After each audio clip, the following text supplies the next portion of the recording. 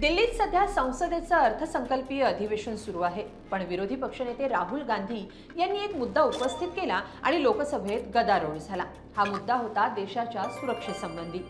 माजी लष्कर प्रमुख जनरल मनोज नरवणे यांच्या आत्मचरित्रावरचं एक पुस्तक आहे जे अजून प्रकाशित झालेलं नाहीये, पण याचा राहुल गांधींनी लोकसभेत उल्लेख केला आणि संरक्षण मंत्री राजनाथ सिंह यांनी त्यावर तात्काळ आक्षेप घेतला। पाठोपाठ केंद्रीय गृहमंत्री अमित शहा आणि संसदीय कामकाज मंत्री किरेन रिजिजू यांनीही राहुल गांधींना बोलू दिलं नाही। पण या पुस्तकात असा काय उल्लेख आहे ज्यामुळे राजनाथ ते शहा सगळेच बिथरले?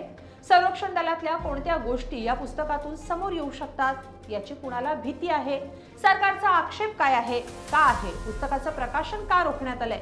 सगळं सविस्तर पाहूया या व्हिडिओतून। नमस्कार, मी स्वाती पाटील, लोकमत.com वर आपलं स्वागत आहे। 4 स्टार्स ऑफ डेस्टिनी, माजी लष्कर प्रमुख मेजर जनरल नरवणे यांचं हे आत्मचरित्र। यात नरवणे यांनी त्यांच्या 40 वर्षांच्या लष्करी सेवेचा अनुभव मांडलाय। नरवणे यांनी डिसेंबर 2019 ते एप्रिल 2022 या काळात भारताचे लष्कर प्रमुख म्हणजे चीफ ऑफ आर्मी स्टाफ म्हणून काम पाहिले। 4 दशकांच्या कारकिर्दीत त्यांनी सिक्कीम मधल्या तरुण अधिकारी म्हणून चीनचा सामना करण्यापासून ते लष्कर प्रमुख म्हणून गलवान संघर्ष हाताळण्यापर्यंत विविध महत्त्वाची जबाबदारी सांभाळली आहे। खास करून कोरोना काळातलं काम आणि गलवान खोऱ्यातला भारत चीन संघर्ष सांभाळण्यात नरवणे यांचं मोठं योगदान राहिलंय। जनरल नरवणे यांच्या लष्करी कारकिर्दीतील सर्वात महत्त्वाचा टप्पा म्हणजे 2020 सालातला लडाखमधला संघर्ष।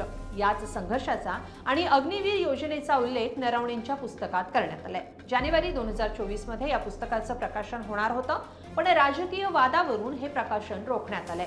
या पुस्तकातले काही उतारे पीटीआय वृत्तसंस्थेनं प्रसिद्ध केले होते। त्यानंतर भारतीय लष्करानं या पुस्तकाची तपासणी म्हणजे रिव्ह्यू सुरू केलं। या उतार्यांमध्ये 2020 साली भारत आणि चीन यांच्यात निर्माण झालेल्या तणावाचा उल्लेख आहे। 31 ऑगस्ट 2020 रोजी काय घडलं होतं तो प्रसंग नरवणेंनी या पुस्तकात मांडलाय। हा तोच दिवस होता जेव्हा पूर्व लडाखमधल्या भागात चीनी रणगाडे भारतीय चौक्यांच्या अगदी जवळ आले होते।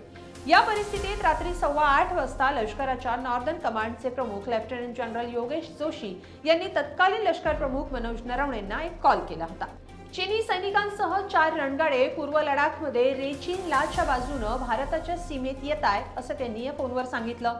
घटनेचं गांभीर्य लक्षात घेत नरवणे यांनी तातडीनं संरक्षण मंत्री राजनाथ सिंह यांच्याशी संपर्क साधला, पण त्यांच्याकडून कोणतंही उत्तर आलं नाही।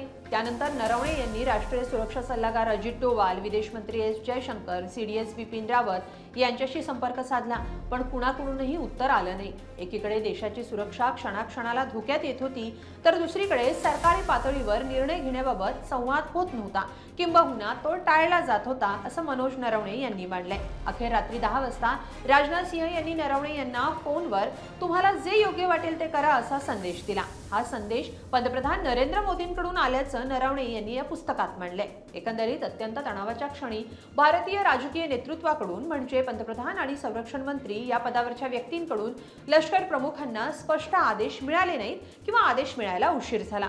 अखेर निर्णय घेण्याचा अधिकार लष्करावरच सोपवण्यात आल्याचं नरवणेंनी या पुस्तकात नमूद केलंय। याशिवाय 2023 मध्ये लागू करण्यात आलेल्या अग्निपथ भरती योजनेबाबत सशस्त्र दलांमध्ये झालेल्या चर्चांचा तपशीलही नरवणे यांनी या पुस्तकात असल्याचं सांगितलं जात आहे। दरम्यान भारतीय संरक्षण दलाच्या नियमानुसार लष्करी अधिकारी किंवा कर्मचाऱ्यांना कोणत्याही स्वरूपात सेवेशी संबंधित बाबी प्रसारमाध्यमांना द्यायला मनाई आहे। तसंच केंद्र सरकारची पूर्व परवानगी न घेता अशा स्वरूपाचं पुस्तक किंवा कोणताही दस्तऐवज प्रकाशित करण्यासही बंदी आहे। त्यामुळे नरवणे यांच्या पुस्तकाचं प्रकाशन रोखण्यात आलंय। पण राहुल गांधी यांनी या पुस्तकाचा उल्लेख संसदेत केला आणि संरक्षण मंत्र्यांनी आक्षेप घेतला। राहुल गांधींनी आपलं म्हणणं न थांबवता मनोज नरवणेंच्या पुस्तकाचा संदर्भ देणं चालूच ठेवलं। यावर मोदी आणि राजनाथ सिंह चीनच्या मुद्द्यावर चर्चा करायला घाबरतायत, त्यांना एवढी कशाची भीती वाटतेय असा सवाल करत राहुल गांधींनी टीका केली आहे। राहुल गांधी यांना अधिवेशनात बोलायला मज्जाव केला। त्यावर राहुल गांधींनी नरवणेंचं ते पुस्तक हातात घेत संसदेत प्रवेश केला। यावरही आता भाजपकडून मोठी टीका होतीये। या सगळ्याबाबत तुम्हाला काय वाटतं? कमेंटमध्ये नक्की लिहा आणि लोकमत.com ला सबस्क्राईब करा। धन्यवाद।